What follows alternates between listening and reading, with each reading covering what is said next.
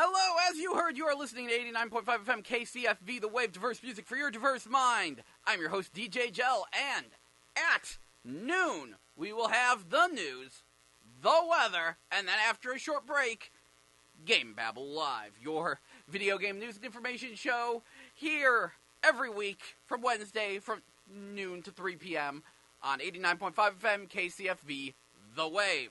Please stay tuned. As I said a little bit earlier, it's going to be a bit of a slow week, so I'm probably going to dip into my video game history knowledge to give you some random tidbits from that pool of information. Yeah, really, not a whole lot happened this week. But please stay tuned, because I'll tell you about what did come out this week, what we have to look forward to next week, which is a good bit more, as well as the token PlayStation VR report that I'm probably the only person who cares about that. But I'm going to pretend someone else cares. Anyway, please stay tuned to 89.5 FM KCFV The Wave, diverse music for your diverse mind, as we get back to that music with, looks like Feed the Machine by Nickelback.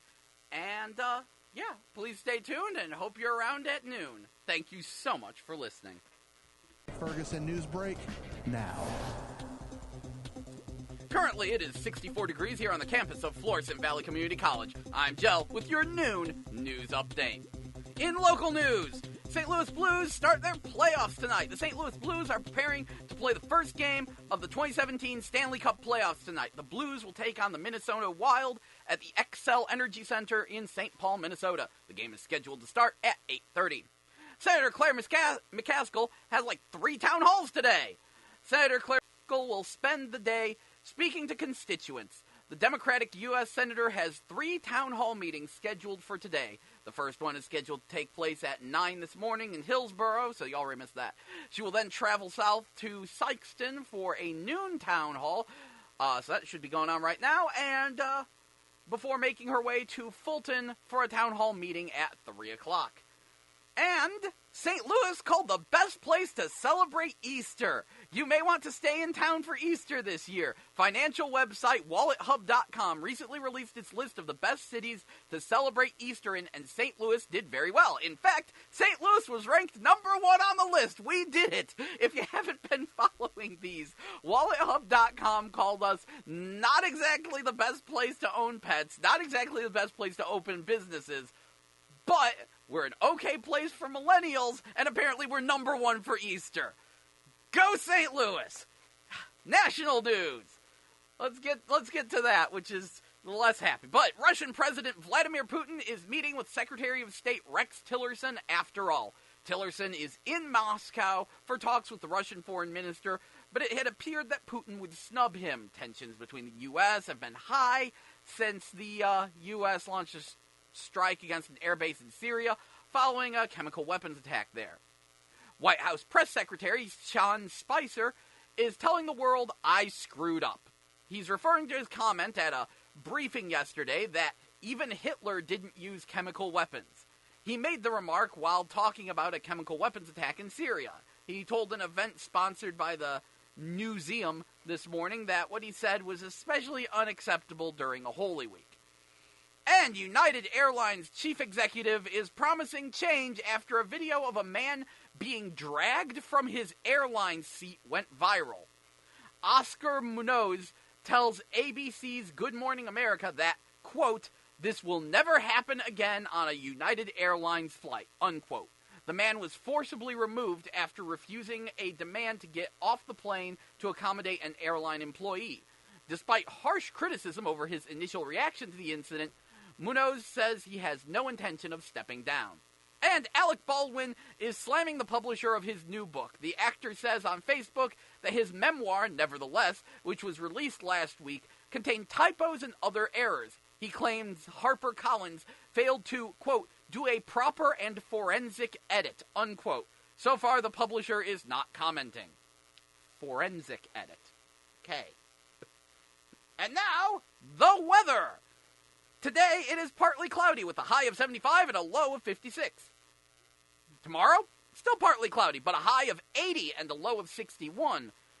Friday, got thunderstorms, high of 81, low of 63. Saturday, mostly sunny, high of 83, low of 64. And Sunday, we've got some morning thunderstorms, high of 74, low of 53. And look at the 10-day forecast, we got a whole lot of rain and warm weather going on because spring has finally sprung. It's rushing its way into summer, and it's April, and we are getting them April showers. Yeah. I don't even want to think about how many flowers we're going to have in May. Yeah. I mean, we're Florissant, we're the Valley of Flowers, but there's going to be a lot of flowers. Anyway, that wraps up your noon news and weather. Please stay tuned because after a short break, we will be back with GameBabble Live, your video game news and information show here on 89.5 FM KCFV The Wave, which airs every Wednesday from noon to 3 p.m. So please stay tuned, unless you really don't care about video games, then I can't blame you for turning it off. But you should stay tuned anyway. Thank you for listening to 89.5 FM KCFV The Wave.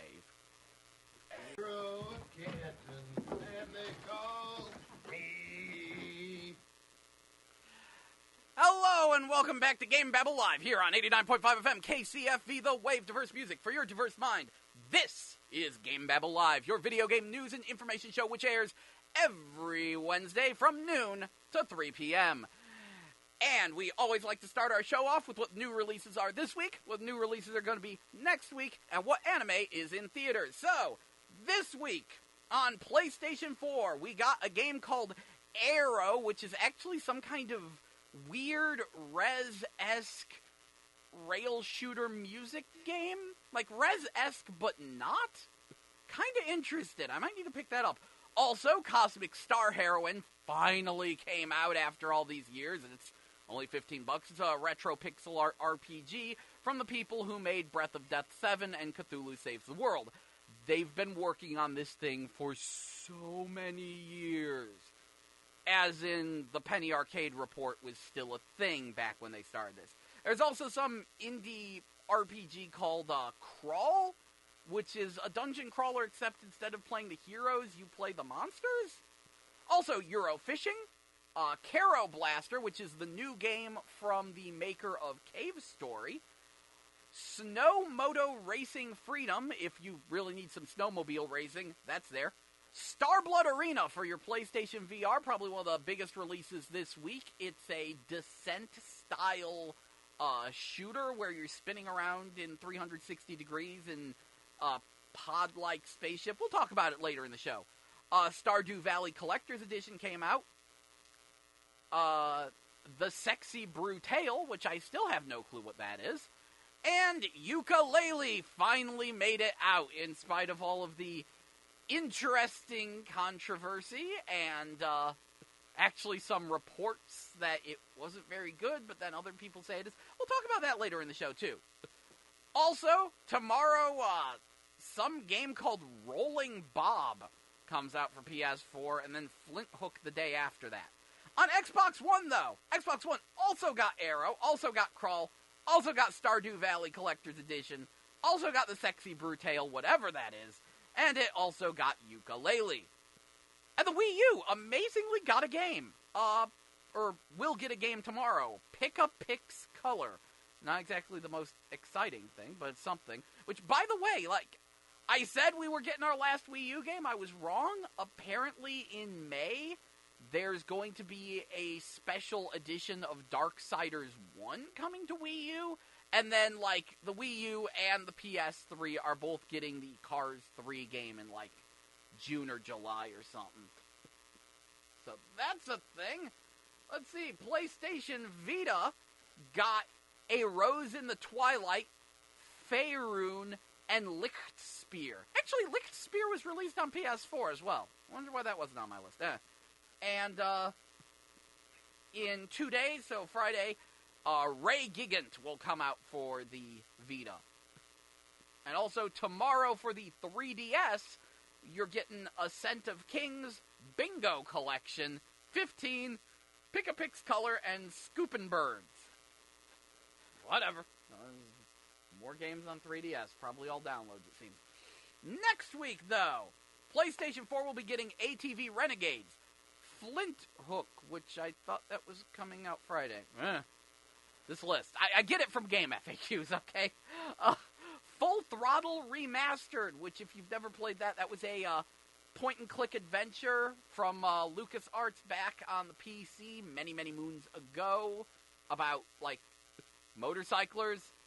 So it was a thing, and it's probably pretty hard to get your hands on a copy now, so, hey, now there's a remastered one. Marvel's Guardians of the Galaxy Episode 1 Tangled Up in Blue, which I think that's a Telltale Games game. Other than that, Shines, The Lightning Kingdom comes out, which is an indie action RPG that actually looks surprisingly professional for what it is. That might be worth looking into. Also, the Disney Afternoon Collection, which is a collection of all the NES games based on old Disney Afternoon shows that Capcom made. So that's DuckTales and DuckTales 2, Rescue Rangers and Rescue Rangers 2, Tailspin, and Darkwing Duck. All the NES games based on those shows in one collection, coming out next week for PlayStation 4 and Xbox One as well, of course. The Silver Case comes out, and the remake of Wonder Boy 3, The Dragon's Trap, which is actually hitting PlayStation 4, Xbox One, and the Switch. We will talk about that more later on. Okay, so Xbox One next week. We've got ATV Renegades, Flint Hook, Marvel Guardians of the Galaxy, Episode 1 Tangled Up in Blue, Shines, The Lightning Kingdom, Disney Afternoon Collection, Wonder Boy and the Dragon's Trap, and 3DS is getting Runbow Pocket next week. Anyway. Oh, yeah, you know what wasn't on that list? HeroCade is supposed to be coming to PlayStation VR next week as well. Yeah, these lists are kind of nutty sometimes. Anyway, anime in theaters. Your Name. It will be at the Tivoli until Tuesday the 18th. They have extended its showtime. It has multiple showtimes, like usually one around 4:30, one around 7 o'clock, and one around like 9:30. All the way until Tuesday the 18th. And it will be playing at the Mills until tomorrow. Tomorrow is your last day to see Your Name at the Mills. What is Your Name? It is apparently the highest grossing anime film ever made. Just out of nowhere. And it's like some kind of weird body swap story. Like a guy and a girl wake up in each other's bodies they've never met, and they switch back and forth every day, and they, like, leave notes for one another. And it's, supposedly it's amazing. I have not yet seen it, but people are raving about it. It's supposed to be amazing. Also, Cabaneri of the Iron Fortress, April 26th. And, unfortunately, I've got a slight issue here down at the station, so I will get right back to you after a break with more anime in theaters. Hello and welcome back to GameBabble Live here on 89.5 FM KCFV The Wave. Diverse music for your diverse mind and for all your wrong number needs. Anyway, before that little hiccup, we were discussing the anime coming to theaters. So I said Your Name, which is supposed to be a big deal, will be at the Tivoli until next Tuesday. Got multiple showtimes, and it'll be at the Mills until tomorrow. So, like, if you want to see it at not the Tivoli, better hurry to the Mills. Cabaneri of the Iron Fortress, that is a one-showing event, April 26th, 7 p.m. I believe it's at St. Charles 18. They might have added more theaters, haven't seen any. And next month, we've got My Neighbor Totoro at the Tivoli, May 24th and 25th. Also, while looking this up, never mind. I found some weird Canadian-South Korean co-production movie that came out a year ago in Canada and is just now coming to America called Spark a Space Tale? I know nothing about it, and it's only showing at, like, the theater in Olive? I guess I make no guarantees about the quality on that one, like, less so than usual. That could be complete garbage, or maybe it's something special, but, like, if you're looking for, like, an animated movie you've never heard of before, that might be one. Also, speaking of movies, apparently Nickelodeon is planning on making an Invader Zim movie. And Jonan Vasquez is involved. Jonan Vasquez is the original creator of Invader Zim, as well as the comic Johnny the Homicidal Maniac and Squee, among other things. And he's notoriously kind of picky. So he actually quit Zim, sometime in the second season, I think. Because he was button heads way too much with Nickelodeon, and he just threw his arms up in the air and had close associates do, some of the later Zim episodes, but still turned out good. So it's good to hear that he's back on board for the movie. I'm very curious to see how that goes. So that wraps up game releases and anime in theaters. What is going on in video game news? Well, first of all, there is a new Super Nintendo game coming out June 19th. It's called Unholy Knight: The Darkness Hunter. It's a 2D fighter from some ex-SNK staff, and it is available for pre-order on Amazon for $50, which I know some people are going to say is a bit steep, especially with the way the game looks. It's no Teenage Mutant Ninja Turtles Tournament Fighters. It looks very low-res even for a Super Nintendo game, and I think it only has 6 characters, but at the same time it's an actually new Super Nintendo game from some ex-SNK staff? That's a company that makes, King of Fighters and stuff. Apparently there's some Samurai Showdown crew working on this game. I'm at least curious. Bayonetta has gotten a PC port. It is on Steam, came out of nowhere, and it apparently has ridiculous graphics options, so you can run it at 4K and higher and really crank up the graphics. So there is now arguably a better version of the first Bayonetta, other than the Wii U one, because previously the Wii U release was actually the best one, because that one ran at a smooth 60 frames per second and had the bonus Nintendo costumes. Obviously this one won't have those, so we can argue about that point. Let's see. And also, Skyforge is now free on PS4. Really, it's been a very slow week. I think the most interesting thing, and I think this will be our first major topic, the Xbox Scorpio was shown, and it is a powerful beast of a machine. If you're not familiar, the Xbox Scorpio is the Microsoft equivalent of the PlayStation 4 Pro. I.e., it's an Xbox One, it'll play all your Xbox One games, but it's a more powerful Xbox One that'll run games better, and they can put in, enhanced graphics options, just for the Scorpio, and it's supposed to be a big deal, and some people are excited about it, and some people are wary about it. It does not have a Kinect port for all you fans of Dance Central, but there is a USB adapter for the Kinect 2.0, which will be compatible with it. So yes, you can still play Dance Central, you'll just have to shell out an extra $50 for an adapter for your Kinect in the off chance you want one. And that is such a sticking point, because if you don't recall, in the off chance you don't, when the Xbox One first launched, Microsoft was going on and on about how it required the Kinect, and it came packed with the Kinect, and that's why it was $100 more than the PlayStation 4, even though it was actually a slightly weaker system, made even weaker by the fact that a lot of the memory was being used on the Kinect, and Microsoft made such a big deal about the Kinect, and yet, the Xbox One launched with one Kinect game, and it wasn't from Microsoft, it was from, Ubisoft, it was The Fighter Within. So it was one Kinect game from a third-party developer, and it wasn't even good. I mean, it's a Kinect game, but still, and it was that way for so long. And then finally, Kinect Sports Rivals came out on Xbox One, and that game was terabad.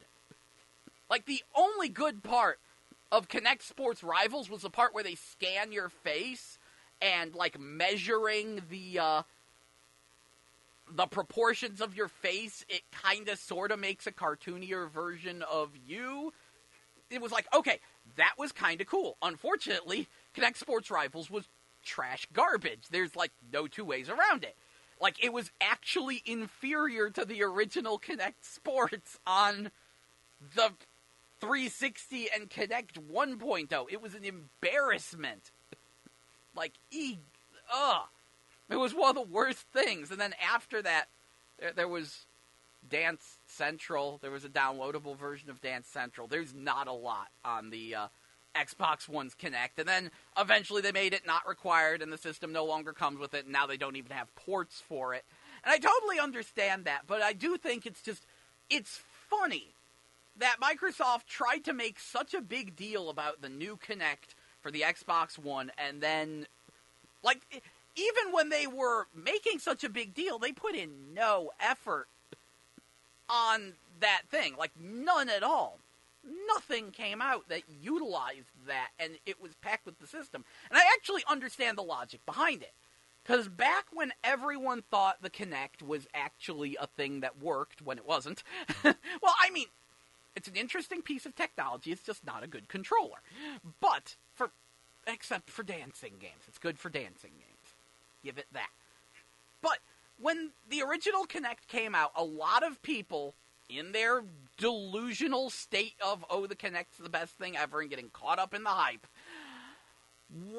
said that if the 360 had come with the Kinect, and everyone had a Kinect, then we'd get more games on it, and they'd be so much better. And I think Microsoft actually heard that and said, that's what we need to do. So that's why they packed the Xbox One with the Kinect 2.0, because they were like, if we pack it with the Kinect, then people will make Kinect games, they'll be better, and yet the system launched with 2 X-Kinect games that had their Kinect support removed.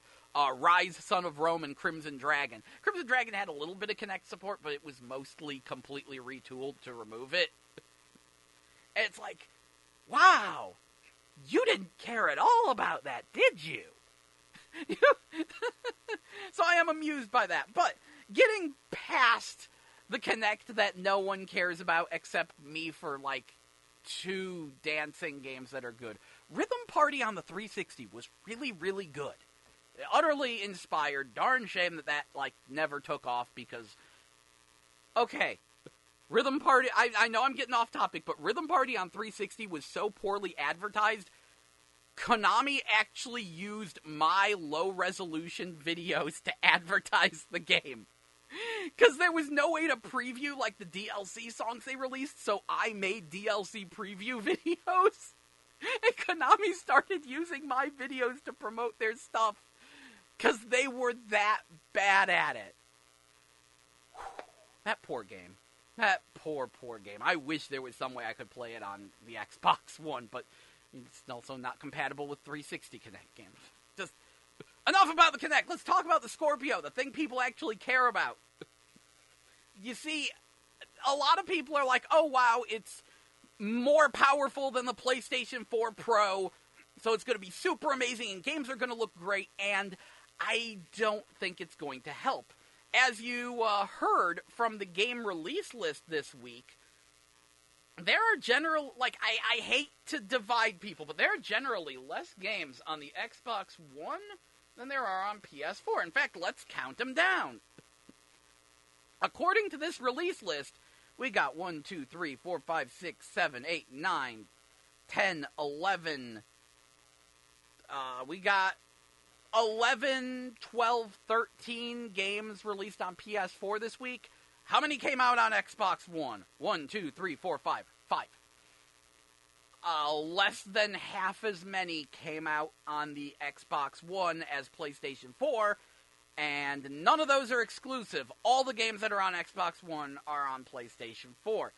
That's the current state of the Xbox One, and it's been this way week after week after week. You know, I'm monitoring this, and I admit that my Xbox One has not been hooked up for months because there's nothing exclusive on it that I want to play, except Bokosuka Wars 2. I need to see if that actually hit the US store and maybe grab that. Like, I have my Xbox One to play Crimson Dragon because I love rail shooters that much. It's in an awkward place because the Xbox One just, isn't getting the games that it needs to, to succeed. It's just, the Xbox One just isn't getting much in the way of exclusives. Like, it got Halo Wars 2 and the remaster of Halo Wars. It's getting very few exclusives. It's getting less games than the PlayStation 4, and that's a big problem for it. And I don't think the Scorpio is really going to change that, because the PlayStation 4 has a much more entrenched user base. Like, more people bought the PS4 than the Xbox One. And as such, any multi-platform releases are going to be on Xbox One and PS4. We're going to need to see something utterly crazy that is like a huge graphical improvement for the Scorpio to even like pique people's interest, and that's going to need to be, I don't know what game would even pull that off. Maybe if it was the next Grand Theft Auto. Maybe if Grand Theft Auto 6 is on the horizon and it runs way better on Scorpio than PS4, then maybe that'll be a thing. Like, I could see people buying a Scorpio just to play Grand Theft Auto 6, but have they even announced 6 yet? I mean, we know it's coming because it's got to, but... but they announced, what was that? Red Dead Redemption 2. Maybe that one. Maybe Red Dead Redemption 2. Anyway, we need to take a quick break. I will be right back very, very shortly, so stay tuned to 89.5 The Wave, KCFV. Diverse music for your diverse mind, and honestly, we've got some stuff from some local artists that we should take a minute to listen to. So I'm going to take a slightly extended break so you can appreciate some local flavor. So please stay tuned to 89.5 FM, KCFV The Wave, diverse music for your diverse mind. Thank you so much for listening.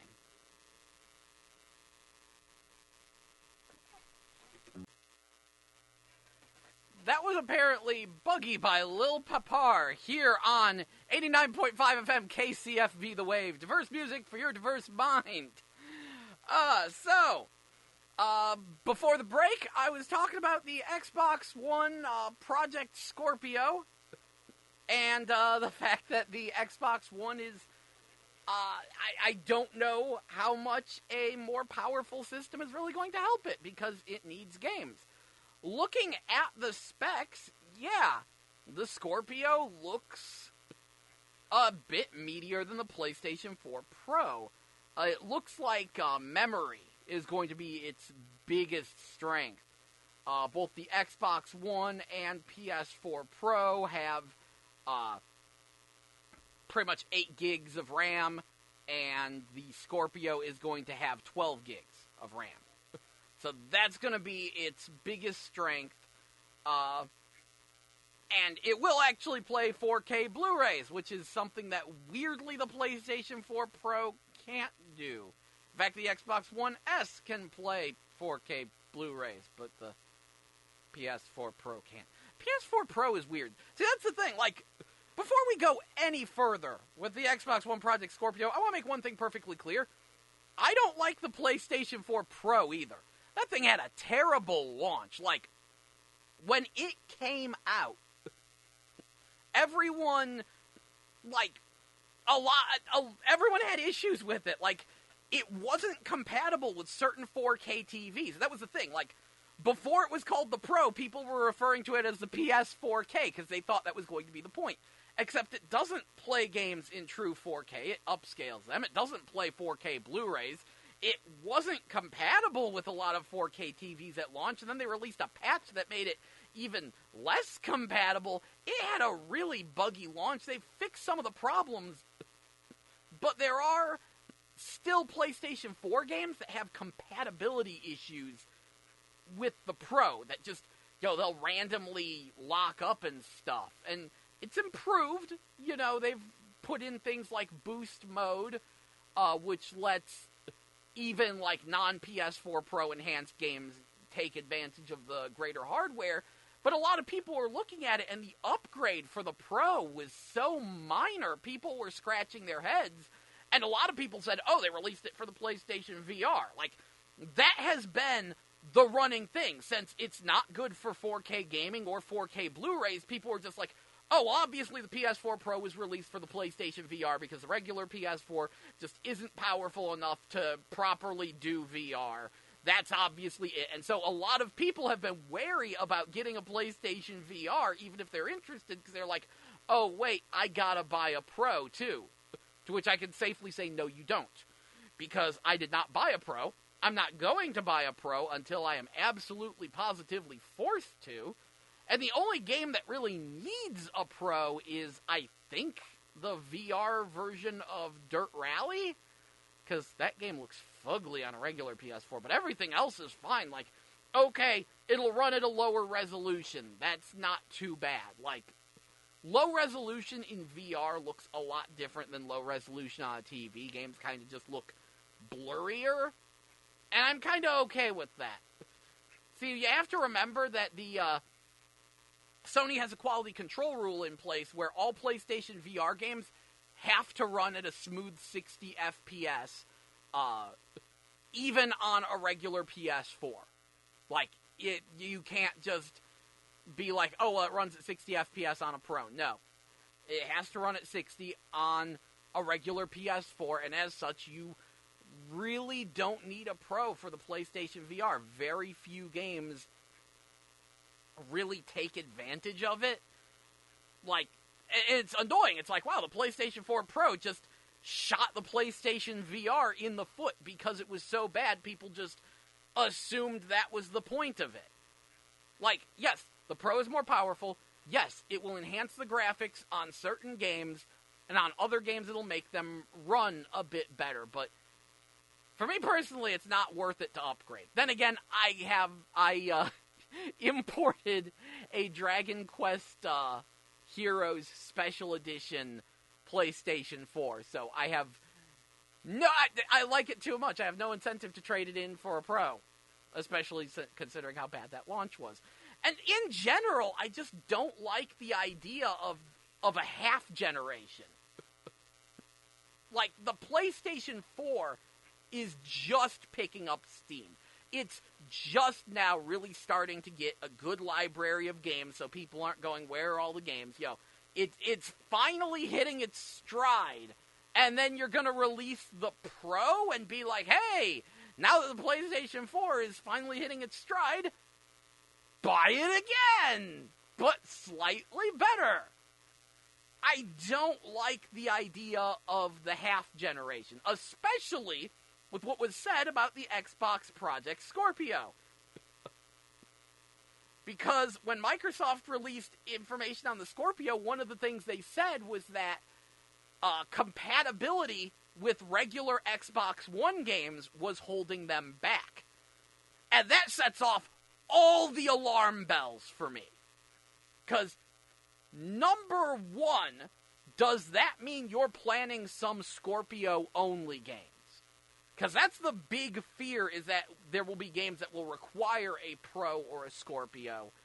And then, then your old console becomes useless and you need to upgrade. And chances are the old console could have done those games, it's just the developers were lazy. This is a common thing. Sometimes when it comes to new generations of consoles, some games are just on them because the developers get sloppy with the coding and they wind up taking up more RAM and memory and stuff than they really needed to.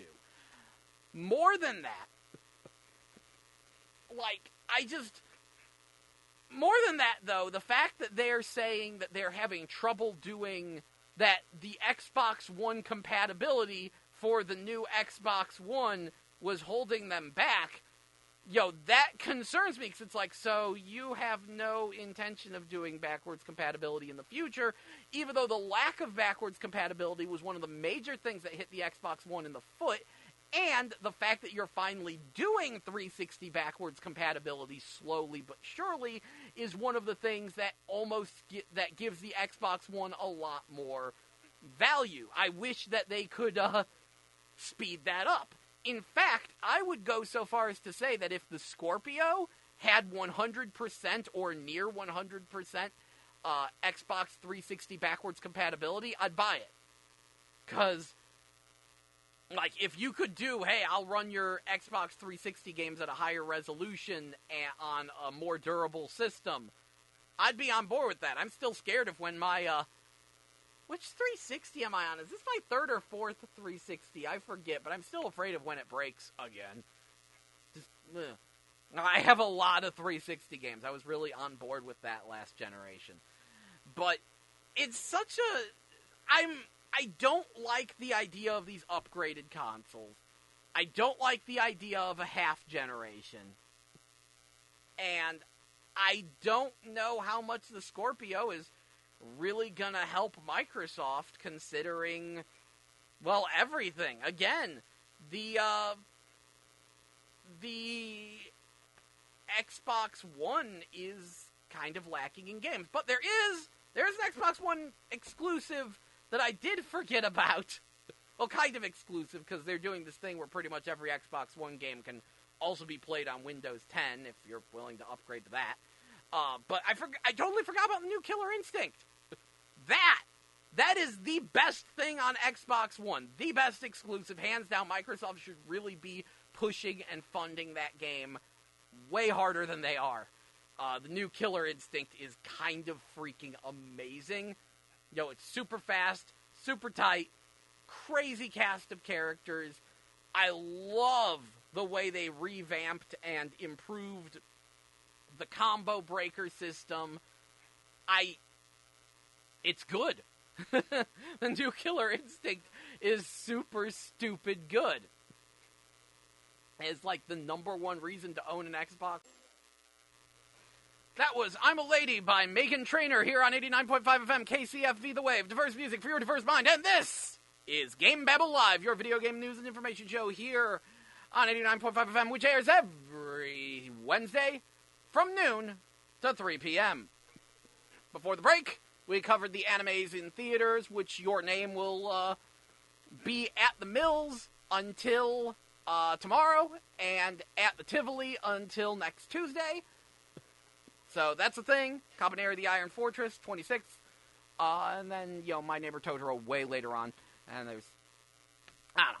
Anyway, on top of that, we talked about the Xbox Project Scorpio and how, yay, you're making a more powerful Xbox One. I don't think that's going to get you more games. In fact, let's continue that just a minute.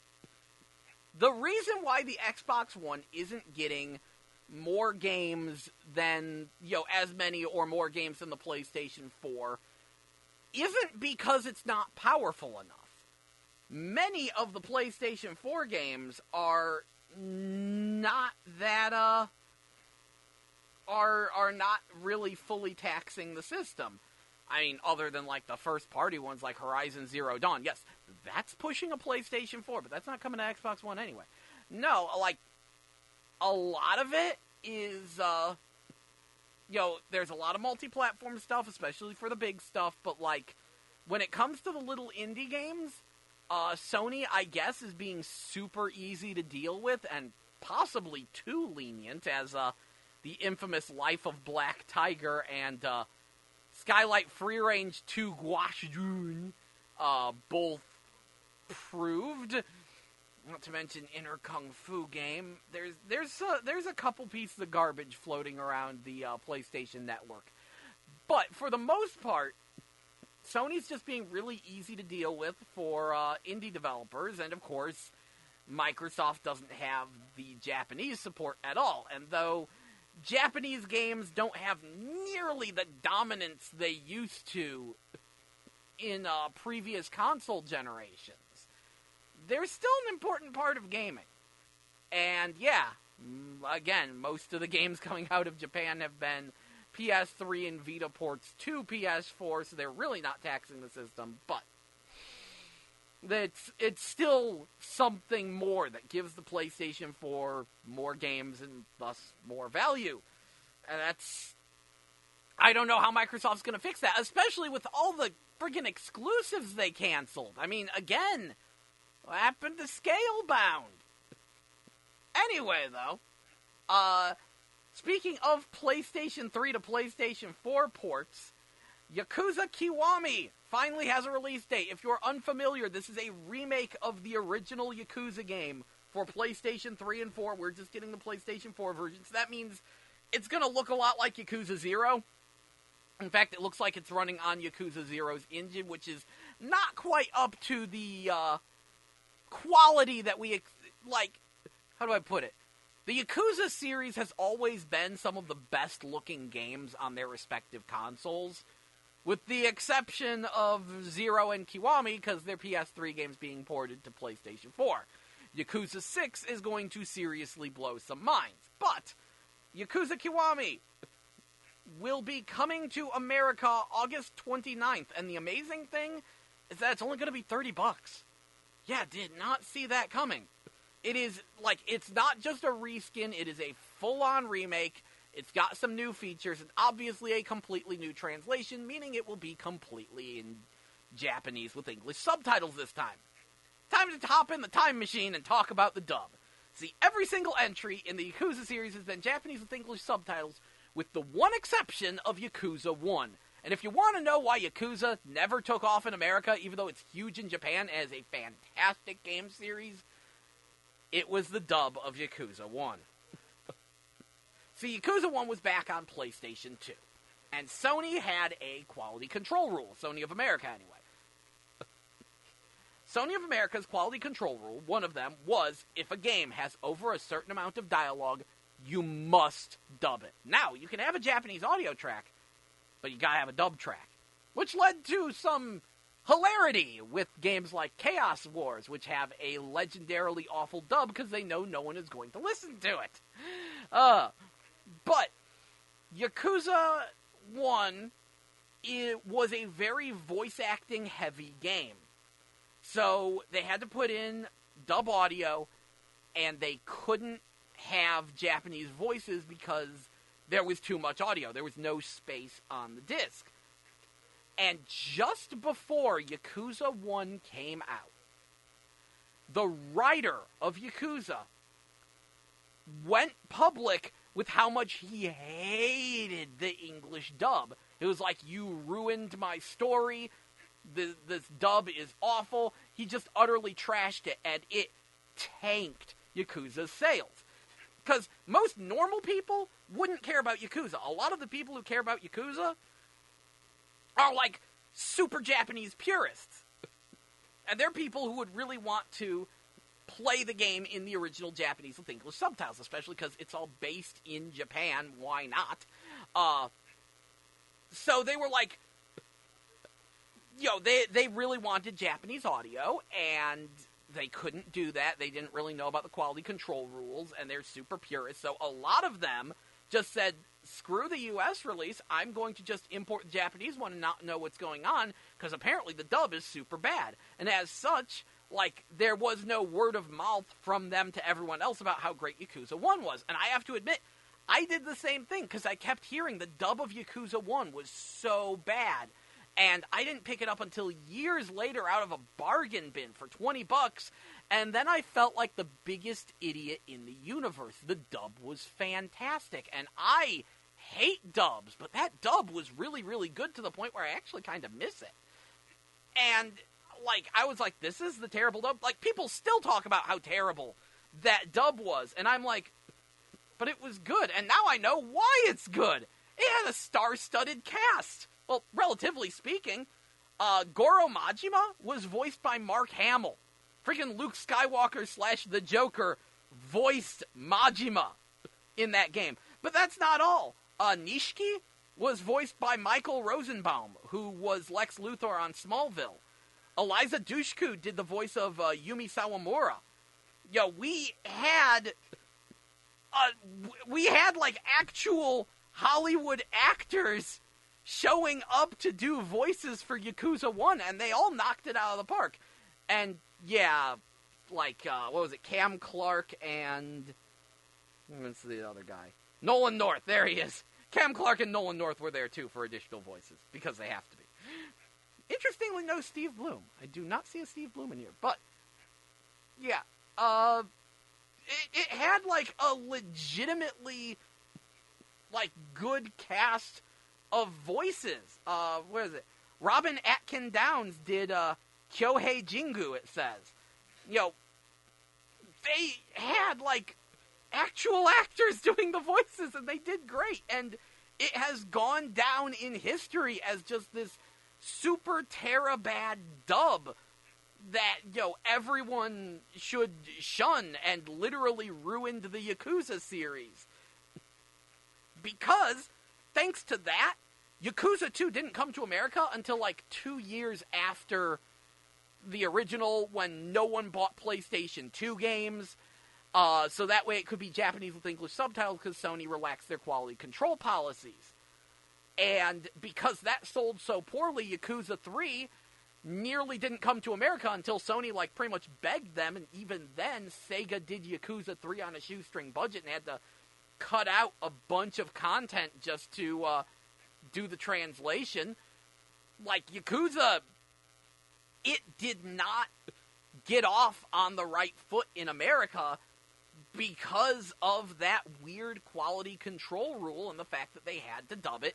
And even though Sega put in the time and the money and the effort to do a really good, respectful dub of the original Yakuza, people still shunned it, and I can't blame them, because when the freaking writer of the game, who is, like, apparently in Japan, he's, like, a legendarily good novelist who writes lots of stories about the Yakuza, when that guy says, this dub is so bad, it ruined my story and I hate it, why would you even give it a chance?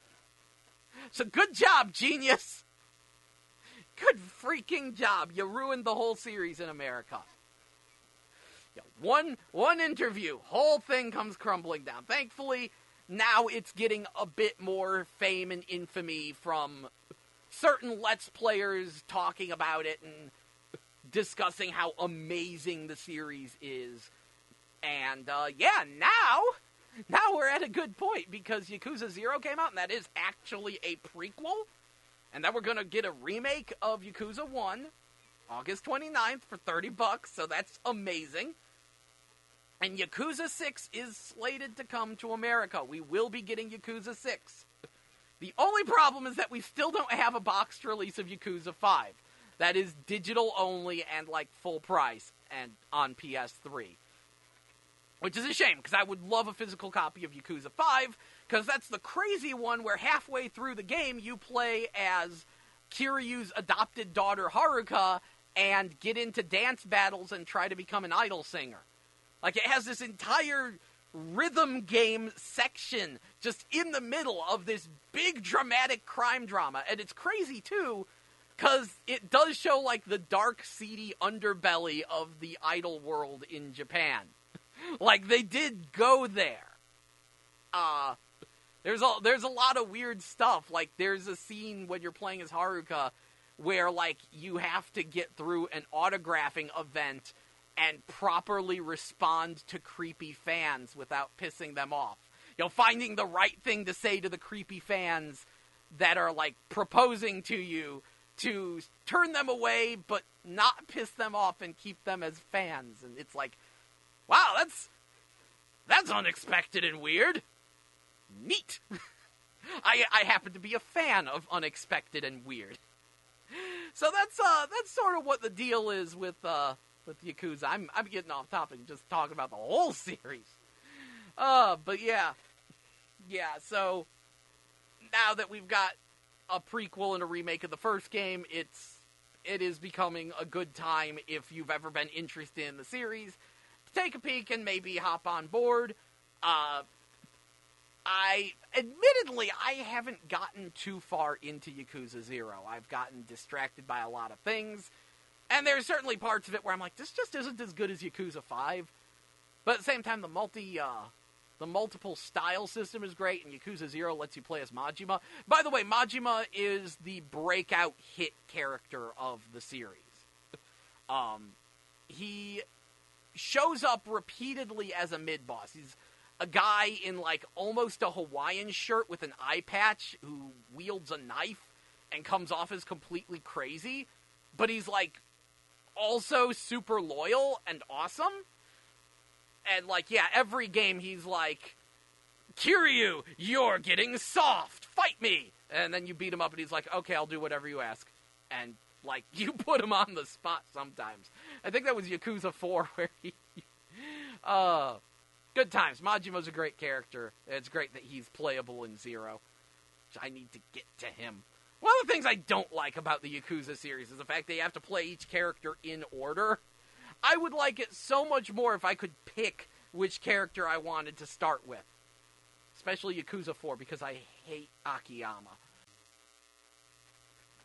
That was High Dive by Andrew McMahon in the Wilderness, and this is GameBabble Live here on 89.5 FM KCFV The Wave, diverse music for your diverse mind. Now then, before the break, we talked about the Yakuza series and the fact that Yakuza Kiwami is coming to America in late August.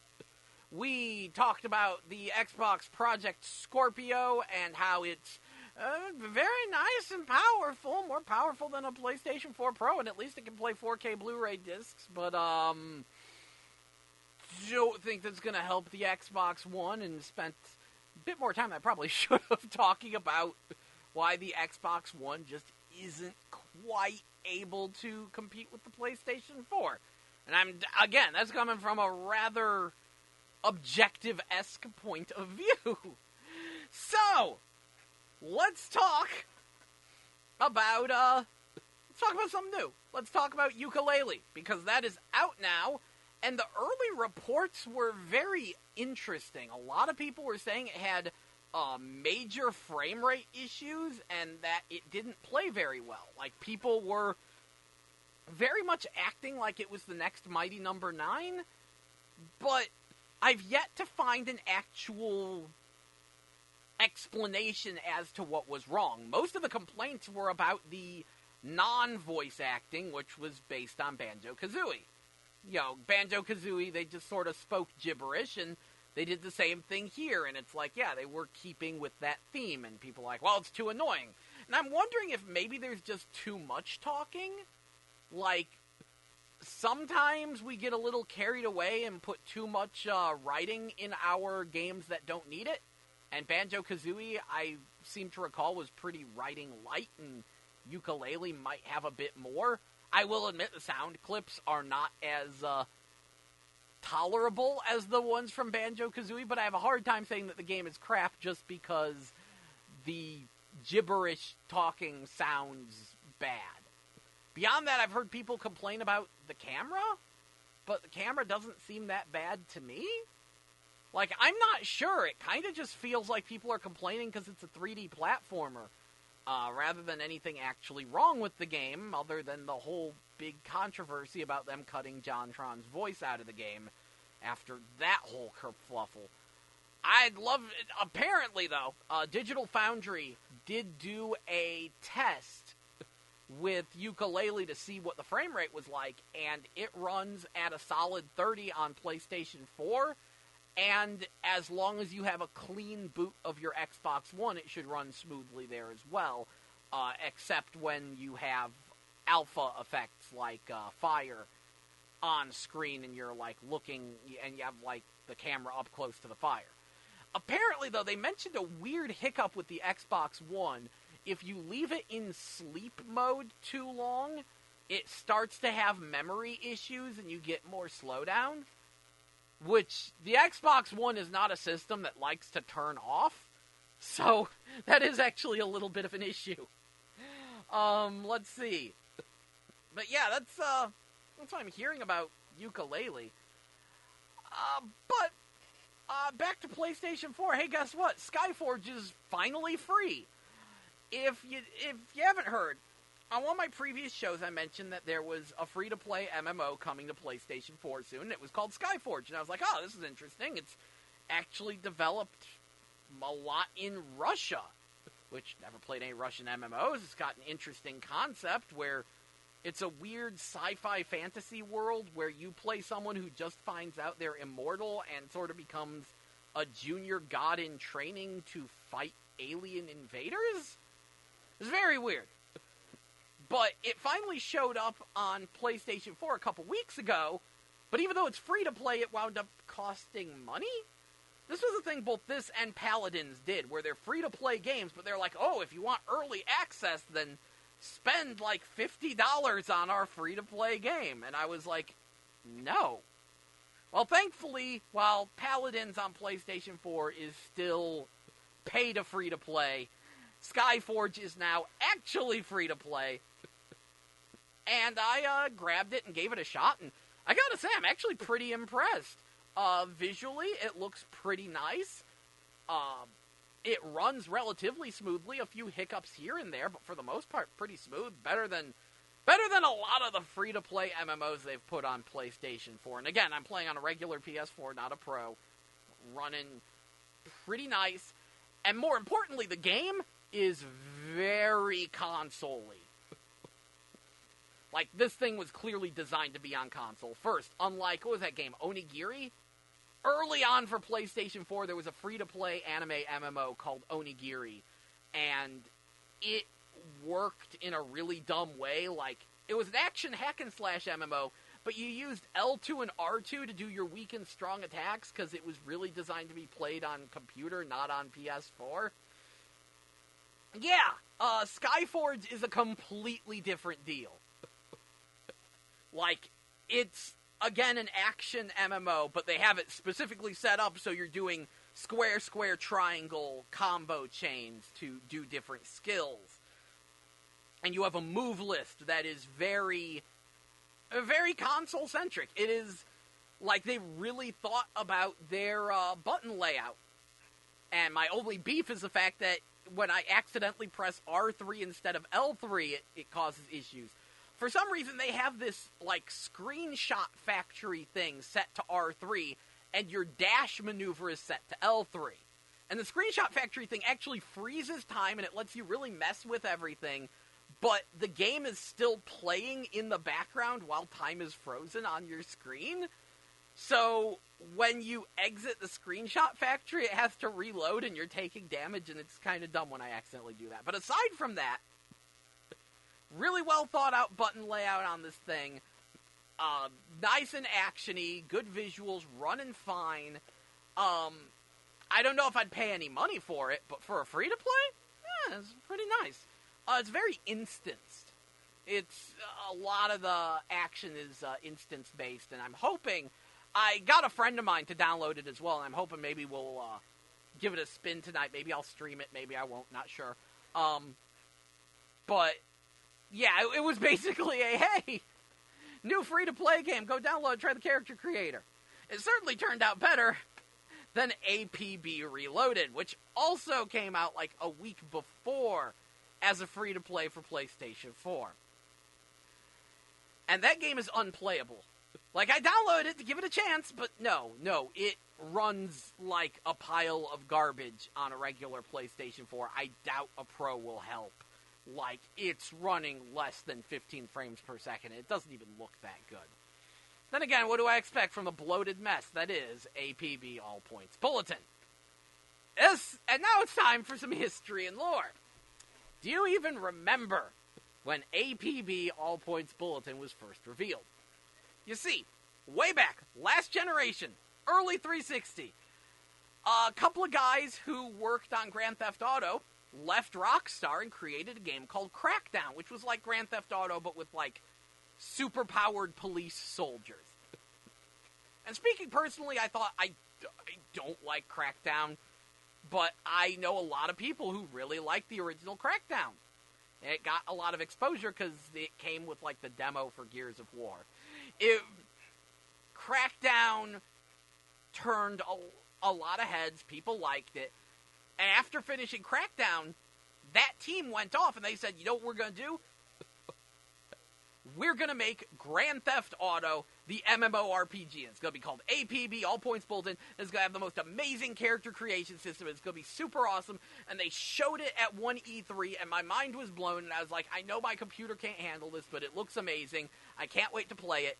And then the game comes out, and it came out at exactly the wrong time. Because it was like a $50 box release with like a $10, $15 subscription fee. And people were not happy about this.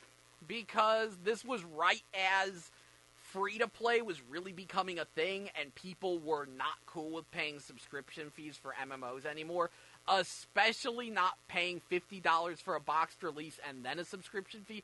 And APB, it shut down super fast. Let me see if I can actually find. Give me just a second. APB, All Points Bulletin MMO.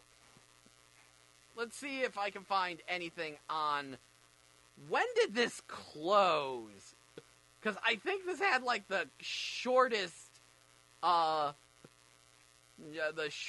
time active. Shutdown and relaunch. August 17th, 2010, Real Times World was placed in administration. On 16th of September 2010 was when they shut down was when they announced the server shutdown, and the game launched in June, July, August, September, October. Yeah, it was like 6 months, so half a year. APB ran, paid for half a year, and then they shut down the servers. Like, it was super quick. But then they got bought out by a Korean company, and it got relaunched as APB Reloaded, which was a free-to-play. And that worked-ish, except there's a little bit of a problem. APB is quite possibly the most unoptimized video game in the history of unoptimized video games. How bad was it? There were actually reports of people who, if you threw a grenade at them in the game, their computer would just turn off. The particle effects were so intense, it would cause your CPU to, like, instantly heat up to the point where your computer shuts off to prevent it from melting down. This was a thing that was reported. Someone throws a grenade at you, your computer turns off. I still can't believe that was a thing, but it's so magically amazing, I can't wrap my brain around it. Like, that feels like it should be an urban legend. Maybe it is an urban legend, but wow. Then again, considering how badly it runs on PlayStation 4, again, this game was back in 2010 on PCs back then. It's 2017. We've got PlayStation 4. Game runs like a pile of garbage. It is unplayable on PlayStation 4. And yeah, it doesn't look very good anymore. Graphics are very dated.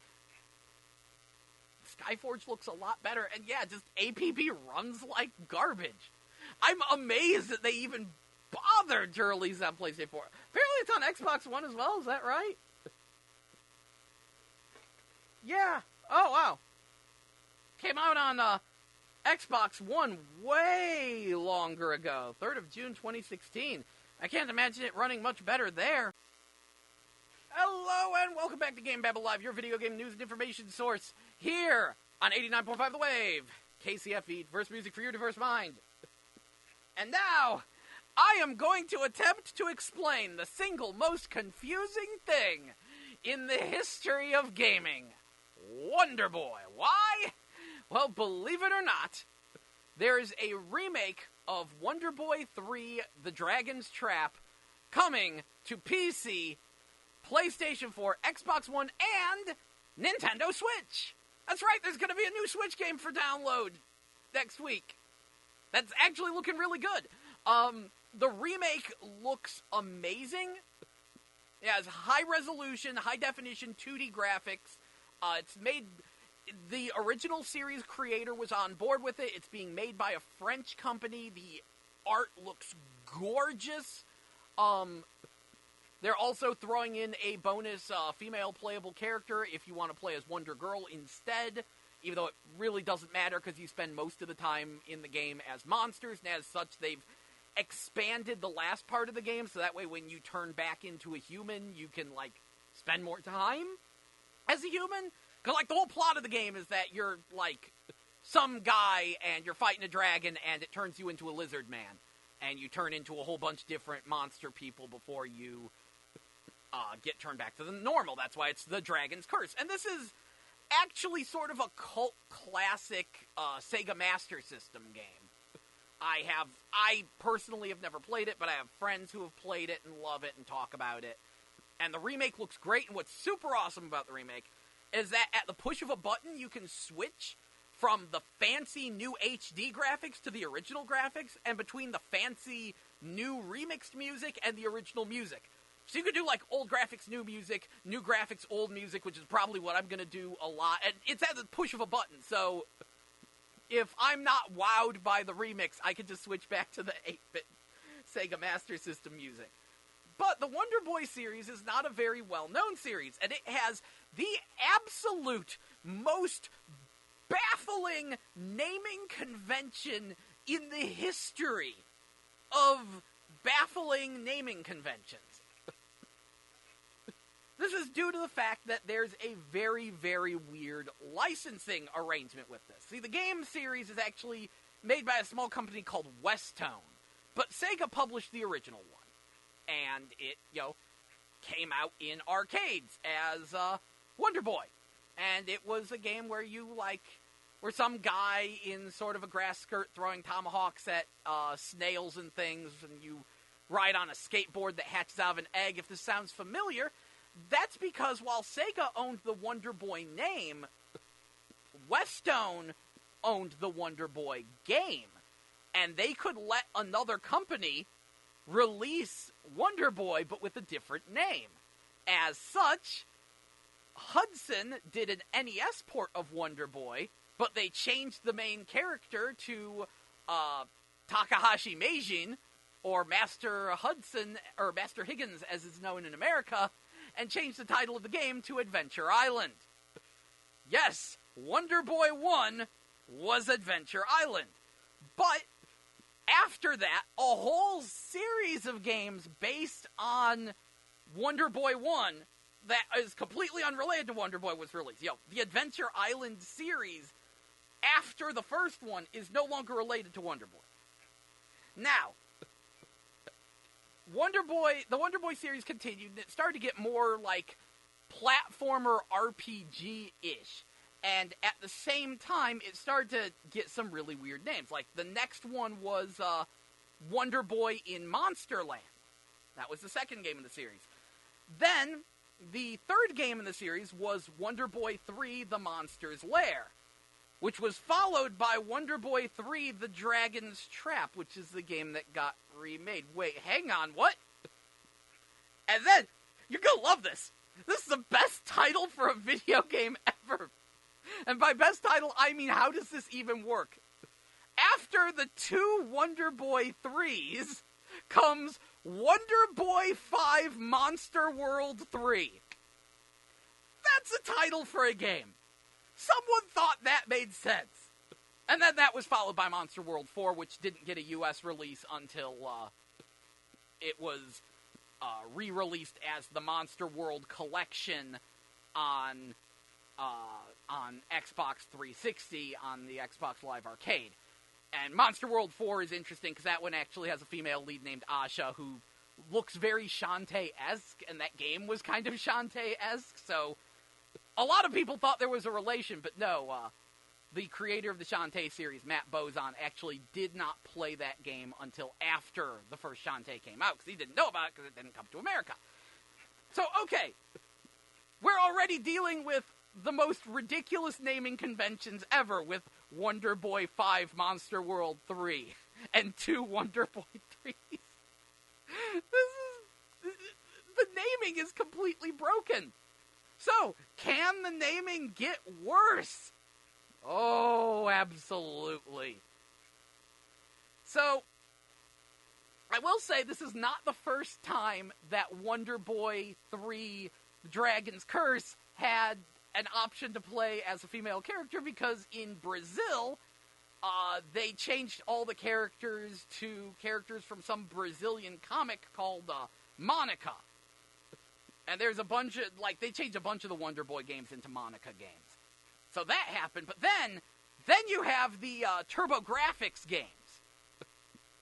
And the TurboGrafx versions are ridiculous, because, okay, they took Wonder Boy in Monsterland, but they replaced him with a character from a trading card series called Bikuriman to make Bikuriman World. Then Wonder Boy 3 The Dragon's Trap was just released as Dragon's Curse in America. You want to guess what the... Because the naming conventions can't get any stupider. You want to guess what the Japanese name of Dragon's Curse is? Adventure Island. Because Adventure Island is Takahashi no Meijin in Japan, so now we get to call Wonder Boy 3 The Dragon's Curse Adventure Island, and it's completely unrelated to Adventure Island, except that both Adventure Island and Adventure Island are based on Wonder Boy, but they're completely different Wonder Boys. And then, Wonder Boy in Monster World became the Dynastic Hero. Which that one I like, because they replaced, like, all the characters with, like, weird bug people. And I love the name, I love the title, The Dynastic Hero. And I think that about sums those up, but wait, there's more. At the same time that the Wonder Boy 3 The Dragon's Trap remake was announced, a bunch of which got the full thumbs up from the original creator of the series. By the way, the Adventure Island original Wonder Boy also got a remake recently by a Korean developer. But, okay, Wonder Boy 3, French developer, got the thumbs up from Ryuichi Nishizawa, who is the original creator of Wonder Boy 3, The Dragon's Trap. And they're doing a proper remake. But, at the same time, they announced that a bunch of the original development team are making a proper sequel to Wonder Boy 3 The Dragon's Trap, which is not Wonder Boy 5. They realized, oh wait, we can't use the Wonder Boy name. So the sequel for Wonder Boy 3 The Dragon's Trap, which should be coming out soon, was originally...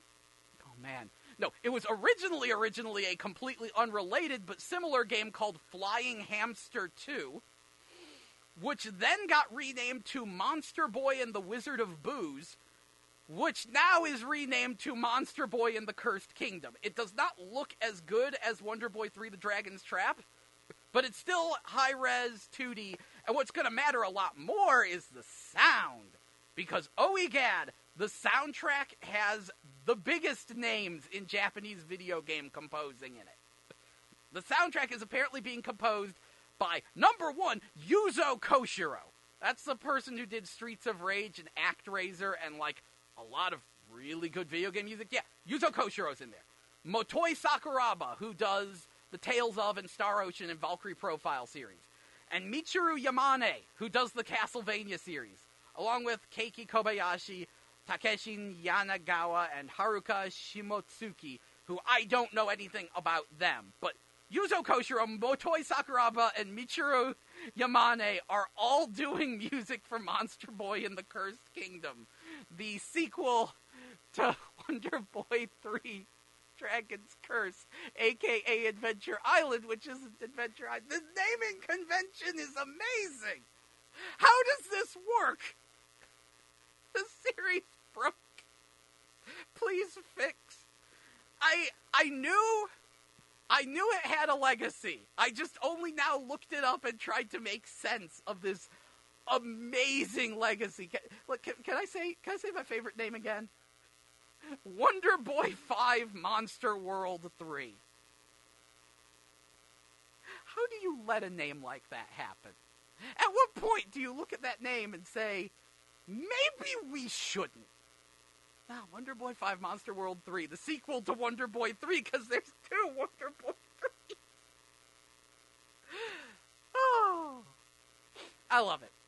Fantastic. Either way, that remake is looking really good. And what is the deal with Monster Boy and the Cursed Kingdom? Let me see if we've got any release dates for that. Because now I'm intrigued. I've never played these games. Okay, it's just saying worldwide sometime this year. But I've never played these games before. But if they're... Hello and welcome back to GameBabble Live here on 89.5 FM KCFV The Wave. And now it's time for the PlayStation VR Report, the part of the show where we continue to take a look at the little overpriced peripheral well, not necessarily overpriced, but the expensive peripheral that no one can tell if it's a success or a failure, and that continues to this day. Sony has just released a press statement saying that VR is, quote-unquote, the wave that keeps all the Sony boats afloat. So they're going all in on VR now, but at the same time, they are opening up, like, some PlayStation VR arcade installation things to promote the system because it's not selling as well as they want it to in Japan, which completely contradicts their previous statement where they said that the PlayStation VR was selling the best in Japan, with lines going well outside the store to try and get one before the store opens, and, like, it was... You guys just said it was a huge hit in Japan, and now you're saying it doesn't sell as well as you want it to in Japan. I mean, you could want it to be a huger hit, and pretend that huger is a word while we're at it, but is it a success or not? No one can tell. So, this week, we were supposed to get a game called VR Invaders, which is a port of, like, an Oculus game, and Symphony of the Machine, but both those got pushed back, but we did get Starblood Arena, which got pushed forward.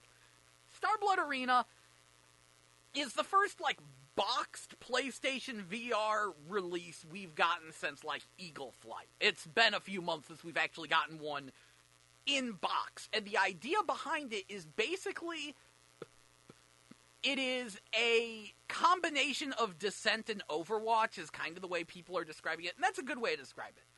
If you don't remember Descent, it was an old PC game where you flew kind of a spaceship through corridors, and the whole gimmick, like, it didn't fly like a spaceship.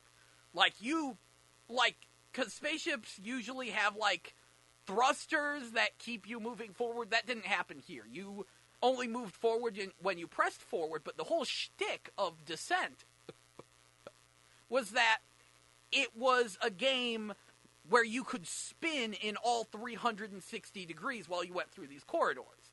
And, it was the early era of polygons. They were really taking advantage of them, and it was pretty crazy. There was another game similar to it called Forsaken, which I remember I think there was a PS1 version. I know it was on N64.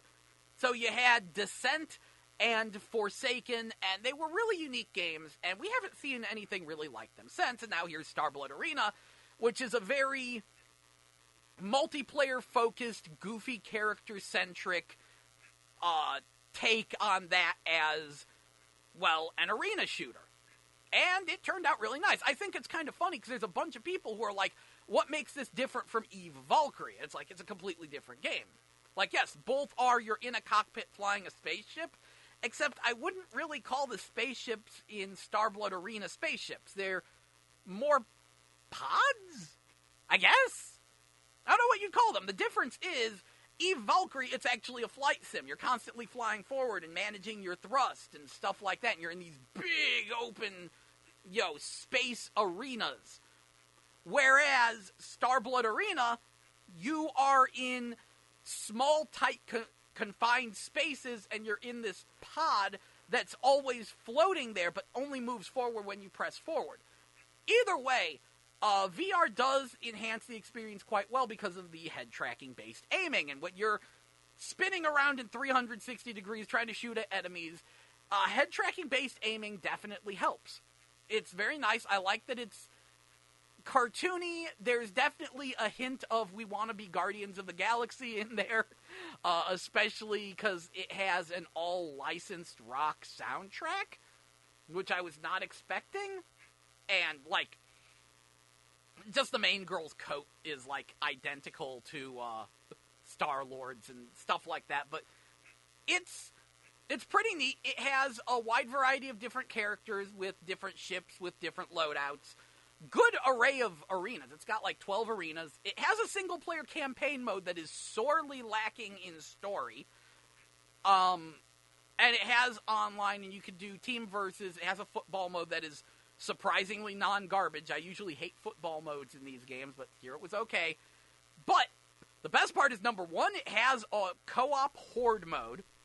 So if you just want to team up with your friends and shoot at things, you can do that. And this is the most important part, it has just a free-for-all deathmatch mode. See, there's two other cockpit-based shooting games in PlayStation VR, Riggs and Eve Valkyrie, but both of them are team versus team only. There is no way to play free-for-all. So I'm super happy to finally have a game that gives me free-for-all. Mostly because I suck. I hate playing team-based games because I feel bad because I'm dragging down the team and I know it. So, having it where it's free-for-all, I don't have to worry about dragging down the team. I just come in second to last place because that's how I roll. And that works out much better.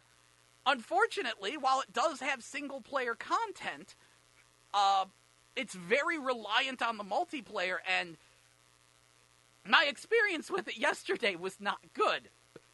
Basically, I logged on, got into one match, then my PlayStation Plus ran out, and by the time I renewed it, the games were there. I couldn't find any more games, and I was like, wow, that was the fastest an online community dried up. But no, apparently that was a server bug, so when I get home today, immediately after the show, I'm going to grab something to eat, and then I'm going to hop on to Starblood Arena and see if I can find anyone to fight, see if I can get into some death matches, get a little more of the hang of it while I can. Play me some more of that Starblood Arena, because I'm totally on board with that. The one thing I do like is that the boxed release, it's only $40, which, Riggs and Eve Valkyrie were like 50, 60. I think they were 50. But this definitely has more content than both of those games at a lower price point. And if the online community doesn't completely fizzle out, it is definitely worth 40. Again, I'm super happy it has single-player content, but there's no story there. And that's the thing that drives me completely insane, because the characters are super interesting. I actually put a post on it on the PlayStation VR Reddit, where I'm like, who are these characters? Someone please explain, especially after I found out that one of the characters looks like some kind of robot soldier girl named Elsa, and then there's a tentacle care product ad in the game, because the shtick is that this is a televised TV show and all the different characters appear on ads. They have this parody of a L'Oreal ad with Elsa with her helmet off, and she has tentacle hair and a predator mouth, and I'm like, what? Okay, someone needs to explain this to me right now. Who is this? What's going on here? And yeah, the developers said there is lore for all the characters, they just haven't found a way to explain it. And I'm like, you could just put character bios in the game, because they have little character bios, except they just describe the gameplay. They don't tell you who these characters are supposed to be. There's one of the characters is named Tic-Tac-Toe, and you remember the little green men from Toy Story with the 3 eyes? Yeah, imagine 3 of them, but they're in the Mafia. Okay, that's a character. What's the deal? Please explain. I'm sorry, I kind of like crazy characters. I'd love to know what they were thinking with these people. And yeah, the one thing I did find disconcerting, though, is I'm worried about how much data is actually on the disc. Because when I got the game, Sony's servers were slow, and there was a 5 gig day 1 patch, which I really love the fact that when I tried to check and see what was in the update, it just said day 1 patch. I'm like, well, thanks. But I tried to play the game. As soon as I got it, no day 1 patch, and the menus were completely different. One of the intros was missing, and it said I could only play the tutorial. And I'm like, wow, so if sometime when I have a little more free time, I'm gonna, delete the game data, I think. Yeah, I'm gonna delete the game data and boot it and turn off the internet and see if I can play anything without being connected to the internet. Because maybe it was just connected and said, oh, hey, download the latest update. Or maybe all that's on the disc is a tutorial, which I really don't like, Because the reason why I want hard physical copies of games is to preserve them in the future when your servers are down. And I'd be, even though the single player is just you playing against bots, I'd like to be able to play against bots 20 years from now when Sony's servers for the PlayStation 4 are down, and after my hard drive has crashed. Twice. So, that is a concern for me as a video game collector. But yeah, I'm liking what I see in Starblood Arena, but there's definitely areas where it could use improvement, and I think it was rushed because apparently there was some talk of it coming out like November, and it's here now.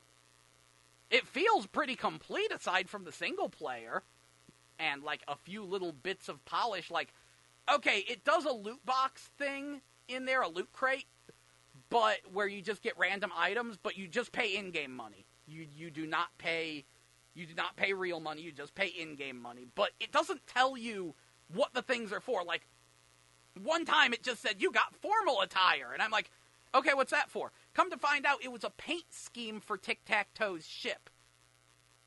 How was I supposed to know that? They could have said, ship paint scheme Tic-Tac-Toe, and I would have known, but they didn't. That one of those little kinds of things. Anyway, I need to take a quick break for some diverse PSAs for your diverse mind. So let me get those all loaded up. And when we get back, we will continue our PSVR report. Hello and welcome back to GameBabble Live, your video game news and information show here on 89.5 FM KCFV The Wave, diverse music for your diverse mind. And also GameBabble Live, which airs every Wednesday from noon to 3 p.m. Before the break, we were talking about Starblood Arena, which is the first, new boxed PlayStation VR release since Eagle Flight. That's pretty darn good. Assuming we can keep getting some online matches, you can join the Starblood Arena community, and that certainly helps. That's what I did. But, yeah, I'm interested to see how this game plays out. I'm super happy I bought it, though. It is pretty good. It's pretty good. Although I am going to say that Mortal Blitz, that's still probably my favorite PlayStation VR game. I love that thing way too much.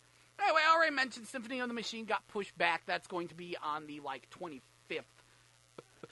And this is getting a little disconcerting because once again, we're seeing a lot of PlayStation VR games just getting pushbacks at the last second.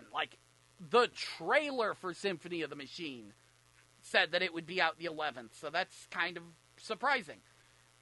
Anyway, yeah, I'm wondering what happened to VR Invaders, and I'm wondering what happened to G-Revolution, which was a futuristic F-Zero style racing game for VR, which is out on the Oculus, and I think there's a Gear VR version, though don't quote me on that one. And it's on the Vive, and really we're just waiting on the PlayStation VR version, which said it was going to get a late March release, and then they had to take that back, and it's going to be as part of Sony's VR showcase thing at some conference or trade show somewhere. And it's well, that's great. What happened to this game coming out? Because I need it now. But HeroCade is slated for next week, and that looks super fun. Because HeroCade is a collection of 9 different VR games for $15. And they're all made by different people, and some of them were free. A lot of them are ports of Gear VR games. Some of them were free, but some of them weren't free. And the main attraction is a horror game called Sisters, which is supposed to get super enhanced and extended for the PlayStation VR release. And in total, it sounds like it should be worth $15. Again, 9 games I'm in. Even though I'm not a big fan of horror, I'm totally on board with the VR third-person flying game, and there's a VR low-poly count driving game, and a VR Space Invaders, and something where I hunt dinosaurs in the dark. And I'm I'll hunt a dinosaur in the dark. Sure. So, So there is that. And yeah, I'm just hoping that manages to actually make it out next week instead of getting pushed back like everything else. Also, while we're on the topic, something that's really weird, a couple PlayStation VR games weirdly aren't getting European releases, like Mortal Blitz. That's a huge mistake, because virtual reality and motion control are the most popular in Europe. Europe is like, that's your source for this stuff.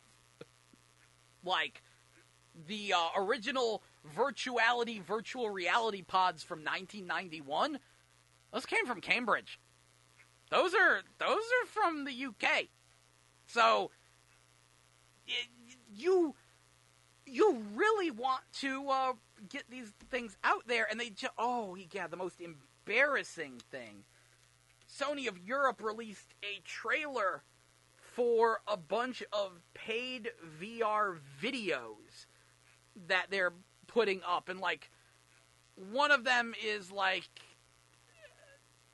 some of them are only 6 minutes long, and some of them like aren't even in 3D.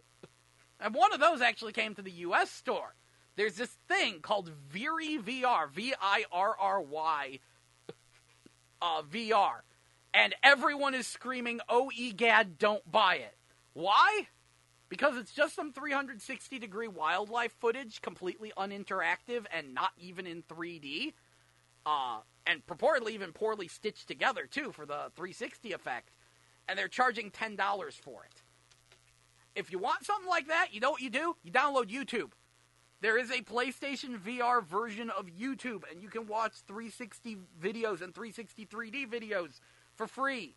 Just look up, like, 360 3D animals, and you will get a better experience than Virry VR. And the 5 people who bought it because they'll buy anything VR are begging people to spread the word because, oh, egad, why? Why would you do something like this? You horrible people, you. Ugh. But on top of the embarrassment that is Virry VR, just... That said, I am now so sold on an Oculus Touch, it's not even funny. Because I heard some people referring to Mortal Blitz as sort of the PlayStation VR's answer to Robo Recall. And I was like, what is this Robo Recall?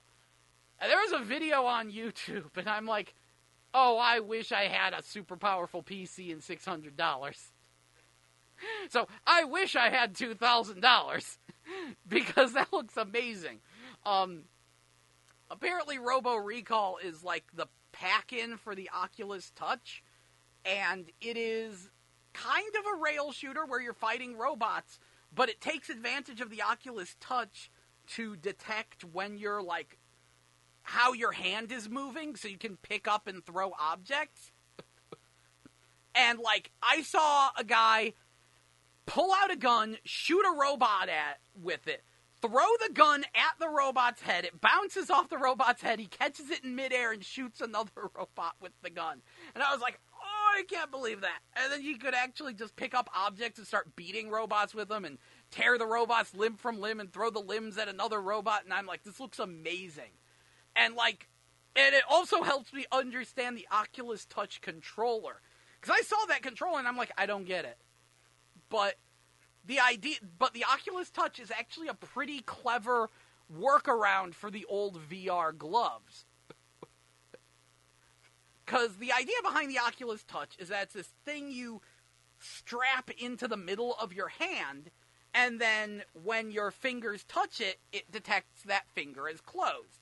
Basically, it just detects which fingers are touching the thing strapped to the middle of your hand, and then it also has some buttons on it and stuff.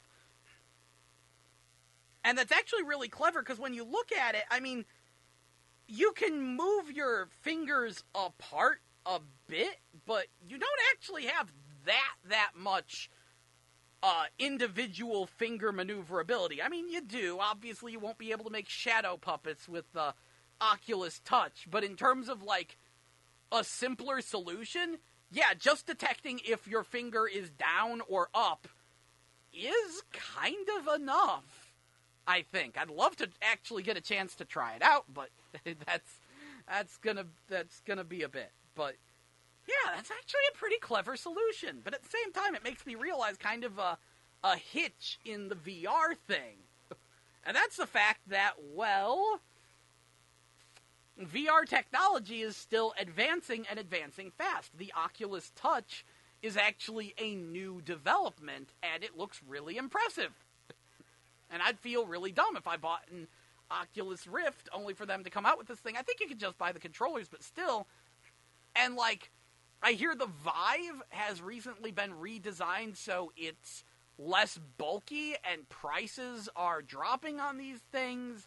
And and even Sony has announced, well, they haven't announced it, but they've apparently patented a new tracking technique that's more Vive-like. So there's a question of, is there going to be a PlayStation VR 2, or are they planning on releasing some kind of second camera system? What's Sony got up their sleeve? And that's sort of the hiccup with VR right now. Okay, we're finally getting some good games, things are interesting, but we're too early in.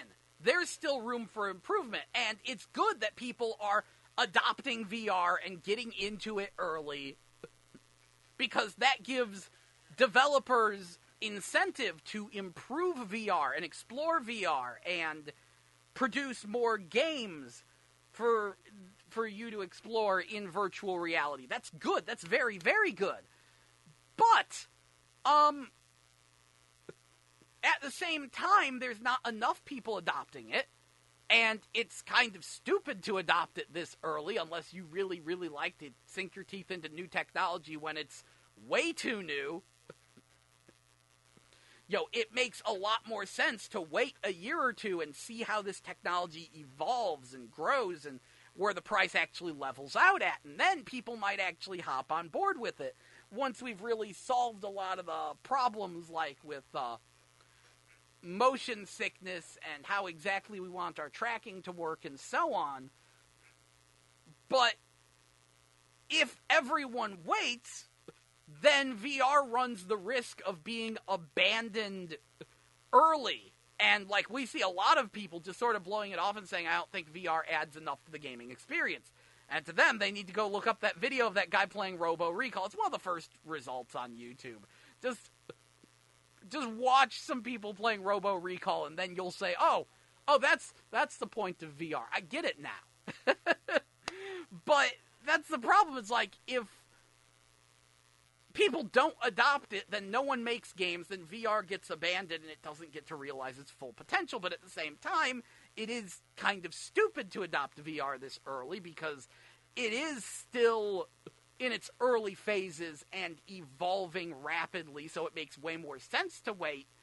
And at the same time, we really want developers to make games for VR, but there's problems there, especially like one of the games that I'm working on a review for is called, for my YouTube channel, which is GameBabble Show. Like, just look up GameBabble on YouTube, you'll find me. But, one of the reviews I'm working on is for a game called Chorix, which I mentioned earlier. It's a real-time strategy game for the PlayStation VR that's effectively made by one guy who, like, quit his day job to work full-time on this game because he was so sure of it. And it's a really good game. Like, no joke, if you have a PlayStation VR, Chorix is something to look into if you like real-time strategy games, because incredibly well made, plenty of content, nice, pretty low price. I'm really loving it. But there's, like, judging by the league status board high scoreboard thing, there's, like, less than 300 people who bought the game. That's not good. The guy quit his day job to make that, and 300 people bought it for, like, a pretty low price. And that's kind of why I'm worried about the online community for Starblood Arena, because that's a far more expensive game that has more exposure and is prettier, sure. But I'm like, do we have a community of about 300 people again? Is this where we're at? it's certainly a cause for concern. And, yeah, like, how do you keep making VR games if you're only going to sell 300 copies? How do you keep the market afloat until VR fully evolves into what it can truly be and do and really realizes its full potential? Cripes. Either way, I think that about wraps up the PlayStation VR report. Let's do a recap. Yeah, it's getting to be it's 2:46 here. It's getting to be the point in time where, yeah, time to wrap things up. So let's recap. What came out this week? Mostly Yooka-Laylee and Starblood Arena. Although Caro Blaster, which is new game from the makers of Cave Story, came out. As did Cosmic Star Heroine, freaking finally. And a game called Aero, A-A-E-R-O, which is sort of a res-like rail shooter rhythm game that looks pretty nice. And that's on both PS4 and Xbox One. Same thing with Stardew Valley Collector's Edition and Yooka-Laylee. Hey, I just noticed Cosmic Star Heroine is only on PS4 right now. Weird. Wii U is still got Pika Pix Color, so exciting there, but it is still getting some games because there's going to be a special edition of the original Darksiders coming to Wii U, and then Cars 3. The Vita got Rose and Twilight, Faerun, Licked Spear, and then on Friday it's getting Ray Gigant. 3DS got a couple downloadable games like Ascent of Kings and Scoopin' Birds. Next week, though, I mentioned that Wonder Boy 3 remake, Wonder Boy 3 The Dragon's Trap. The remake for that comes out next week. PS4, Xbox One, PC, and Nintendo Switch. And by the way, the sequel to Wonder Boy 3, Monster Boy and the Cursed Kingdom, that will also be on Switch whenever it gets here. Sheeness the Lightning Kingdom, which is an indie action RPG that looks pretty alright. That should be out next week, along with the Disney Afternoon Collection, which is a collection of old Capcom NES Disney games. That will be coming out next week, along with a remake of, or a remastered edition of Full Throttle, the biker-themed point-and-click adventure from LucasArts. That will be hitting the PlayStation 4 next week. Also, Runbow Pocket for your 3DS. The anime in theaters. Your Name will still be at the Tivoli until Tuesday the 18th with multiple showtimes. And the Mills will still be showing Your Name until tomorrow. Again, multiple showtimes. Cabaneri of the Iron Fortress is going to be at the St. Charles 18 as part of Crunchyroll's Anime Movie Night, April 26th at 7 p.m. It is a one-time thing. And My Neighbor Totoro will be at the Tivoli May 24th and 25th. There's a new Super Nintendo game coming out June 19th, Unholy Knight the Darkness Hunter, a 2D fighting game from ex-SNK staff, which can be pre-ordered on Amazon. And it is a truly new Super Nintendo game, not like an old game that's like coming back. No, it's new. Xbox Project Scorpio specs were shown. It is more powerful than the PlayStation 4. Don't know how much that's going to help the Xbox One. Skyforge is now free on PlayStation 4. And Jonan Vasquez will be involved in an upcoming Invader Zim theatrical film. So get excited for that. And yeah, that about covers all the things to be excited about this week. A little bit of a dry spell. Don't worry, there's something crazy on the horizon. You know what? Let me just hit up Game FAQs real quick, and see what the next, actually big game is going to be. Let's see. PlayStation 4. Anything? Oh, yeah, we've got Dragon Quest Heroes 2 week after next. Oh, and that's when Puyo Puyo Tetris is.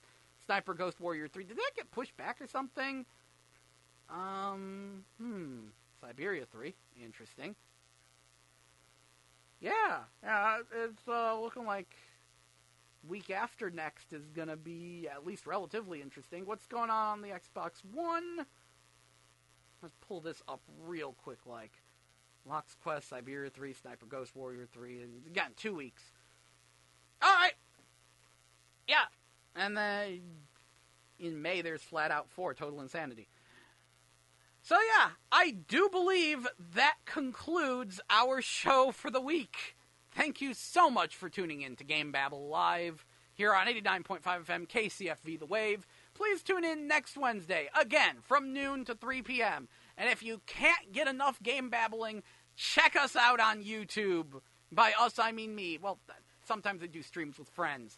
Just look up GameBabble. You'll find it.